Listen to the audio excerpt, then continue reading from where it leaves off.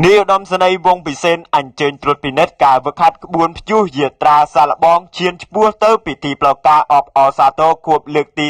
32ទិវាបង្កើតកងរាជអាវុធហត្ថនៅព្រឹកថ្ងៃអង្គារទី1ខែកក្កដាឆ្នាំ2025ឯក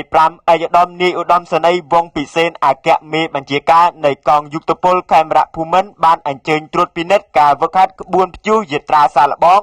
ដើម្បីឈានឆ្ពោះទៅការប្រារព្ធពិធីផ្លូវការអបអរសាទរខួបលើកទី32ទិវាបង្កើតកងរាជអាវុធហត្ថថ្ងៃ14ខែកក្កដាឆ្នាំ1993ដល់ថ្ងៃ14កក្កដាឆ្នាំ2025និងសម្ពោធសមិទ្ធផលនានាដែលប្រព្រឹត្តទៅនៅមជ្ឈមណ្ឌលហ្វឹកហ្វឺនកងរាជអាវុធហត្ថភ្នំជុំសែនរីករាយកងរាជអាវុធហត្ថគឺជាផ្នែកមួយនៃកងយុទ្ធពលខេមរៈភូមិន្ទដែលបានបង្កើតឡើងនៅថ្ងៃទី14ខែកក្កដាឆ្នាំ1993